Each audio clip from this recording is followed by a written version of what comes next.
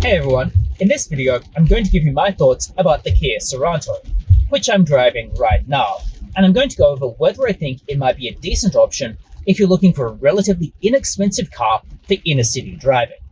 Now the car that I'm driving right now is actually rented from GoGet, which is a car sharing service in inner city Sydney. Now it's neither here nor there, other than to say that it's perceived as reasonably reliable. So for that reason alone, it can be a decent one to somewhat consider at least. Now I'm going to go through the performance, the internals, and the technology, and various other aspects of the car. So let's start off by talking about the performance of the car, which isn't great. It's not dire, but it's not particularly wonderful. So in terms of the performance, we're looking at acceleration 0 to 60 miles per hour at around 8 seconds. Now, the exact figures are obviously subject to being massaged a little bit, which sounds okay, but there are some issues. The main issue here is that its acceleration, other than the 0 to 60 miles per hour, is not particularly strong.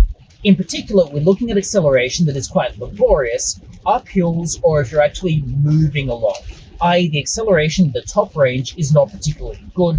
It really is just going to be acceleration initially, which is fine if you're looking for inner city cars and you're just going to be in stop-start traffic. It is less fine if you actually need to be able to drive for long periods of time, or if you're driving around hilly areas or whatever it is that you might be interested in. So you do need to bear that one in mind. That said, it is okay accelerating in inner city traffic from a dead stop to a relatively short or low speed. In terms of maneuverability and the like, this isn't a sports car. So you're not going to be driving this for fun or enjoyment or whatever. When we're talking about maneuverability and handling, we're really just talking about, is it easy to get in and out of things? Can you park it easily? What's it like actually driving around tight, annoying streets? The good news here is it is quite decent. i.e. the good news is you will get it in and around parking spots relatively easily. It has a decent turning circle. It is not a large car. It will fit into most parking spaces and will fit around most parking lots without it driving you insane. So in terms of handling and maneuverability, it's good for what you would want in this segment. You do feel bumps, so if you're going over potholes, the roads are terrible, or whatever, you do feel that. It will not have a smooth ride quality, but it's perfectly adequate for this segment. It's certainly no worse than some other cars at this price point, which in Australia is around $24,000. Now, you also have, of course, a reverse camera, which has become standard. It would be very difficult to get a car without a reverse camera now, and that helps things quite a bit. Also helping the maneuverability and the like are the sensors all around the car, which help to guide you as to whether you'll hit something, which of course is useful in parking spots because hitting something is annoying. So those sensors are useful. Also helping as well is lane keep assist. I've personally found it to be a little bit iffy. It hasn't been 100%. I don't quite follow exactly when it turns on, when it doesn't turn on. I find it a little bit inconsistent. I've also found it to turn on when I'm merging lanes, so it isn't perfect, is what I'd say. That said, it can be useful if you're on a long, straight stretch of road and it doesn't need to do terribly much difficult work to guide you. So overall, it's perfectly fine for inner city driving. Performance is not great, but it's fine for what it needs to be, and it's fine for this price point.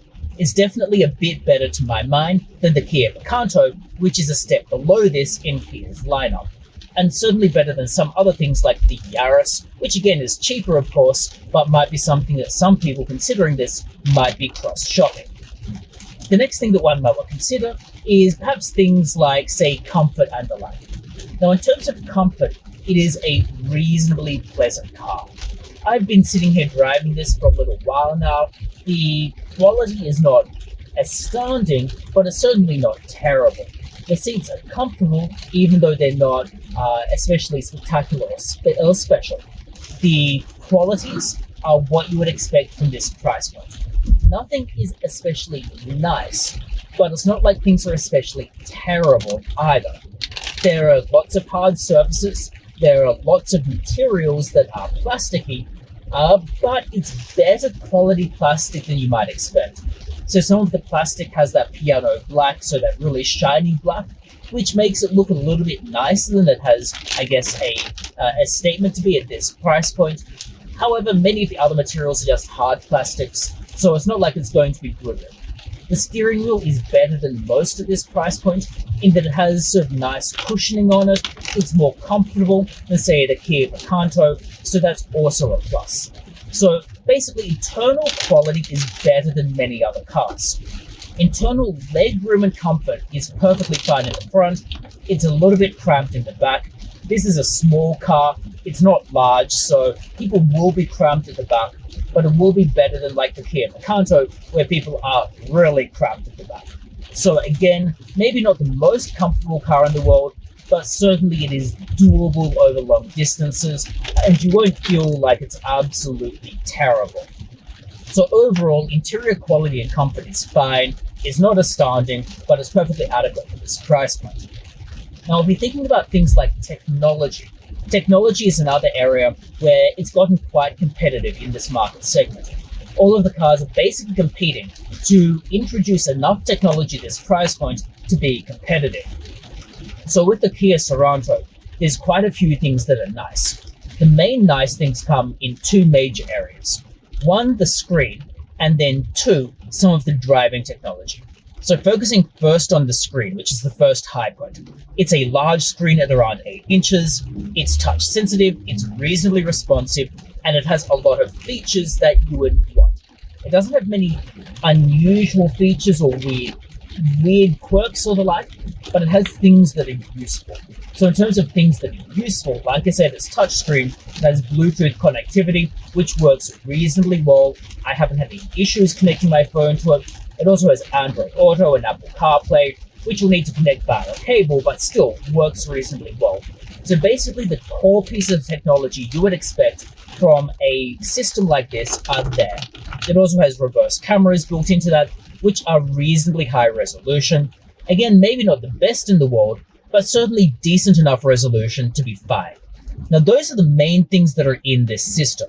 If you're looking at things like maps and the like, I generally just use the map on my phone, which if you've got Android Auto or Apple CarPlay, is what you would use. So I wouldn't really be looking for a navigation system because let's face it, that's typically not what you're really focusing on in a car like this, and you'll typically just want to use your phone anyway, which like I said, you can do with Apple CarPlay and the like. The other reasonable high point for a car of this price point is of course some of the driving technology. And here we have, like I've said, a reverse camera, which is a huge plus, and to my mind, almost a must for cars. You have the reverse camera, you have things like lane keep assist, which isn't awful. It's maybe not great, but is useful in a straight line for really simple roads. You also have collision detection, which is useful. The collision detection both when you're doing parking and the like, but also when you're driving along, and it alerts you if you're coming up on a car. Now that alert is sometimes a little bit iffy. I would not be relying on it, but it's there. The alerts when you're parking are useful, and they have enough detail for you to know where your car might be facing issues, which of course is useful. It helps you detect whether your car is lining up properly in a parking space. So that type of driving technology is useful. And those are the main highlights of the driving technology the car has. Now, of course, there are other things here and there, but that's going to be the main things you'll use on a daily basis in terms of driving technology. Otherwise, not a huge amount of technology to really report, if we're totally honest. In terms of the gauge cluster looks like the gauge clusters have looked for a long time. So nothing to really emphasize here other than that it looks normal. One thing I like, which is sometimes missing from cars, is there's a digital speedometer, which I personally prefer. I personally don't especially like analog speedometers rather. So this again, to my mind, is a plus. But of course, that's a minor thing, and you can get used to either digital or analog. Now, as you've seen just here, there was a beep from the lane keep assist. That was basically when I was merging lanes. So it tells you useful information, but you do need to bear in mind it kind of will go off when you don't need it to. You will also have, as a final point here, blind spot monitoring, which again I found useful-ish. Basically, in a car this size, you don't necessarily need blind spot monitoring, but it's a nice thing to have, so I would not be complaining about having it. I haven't personally found it that meaningful, but it exists. It's perfectly adequate. I don't mind it. So overall, we've got quite decent internals. We've got adequate, albeit not wonderful performance, and you've got decent technology, and most of the technology points you want. In terms of practicality, this car is overall practical. It's practical for a few reasons. Ones I've already mentioned, such as being relatively small, relatively easy to park with the technology it has, like reverse camera, lane keep assist. The boot space is okay. The boot space is not large. We're not going to be fitting massive pieces of luggage, but it's certainly not awful. It's quite decent for a hatchback this size. Basically, when you buy a car this size, you kind of expect the storage to be what you would expect from a car this size. So again, not brilliant, but it's adequate. It's going to be what you would expect in this size segment. So basically wrapping it all up, is this a car you'd want to consider? I'd say probably yes, you would consider it. You consider it because, like I've said, the performance is fine, comfort and materials are fine, it generally is regarded as reasonably reliable, and like I said, it's used for fleet-type cars, which tells you about reliability, and the technology is also quite nice, and I find it to be perfectly easy to drive on a day-to-day basis. So I personally wouldn't hate driving one of these cars. That said, I use Go-Get for practical cars because I would rather own an impractical car. So for me, this isn't a car I'd go out and buy, but if I were in the market for a car like this, I'd certainly be shortlisting a car like this and definitely considering it if it were the type of car I would buy. In any case, those are my thoughts about the Kia Cerato. If you have any thoughts, drop those in the comments below. Otherwise, it would be brilliant if you clicked the like and subscribe buttons. And if you found the video really helpful, it would be even better if you'd also share the video. In any case, thanks so much for listening in. I hope the video has been useful to you, and I very much hope to see you for future videos. Bye.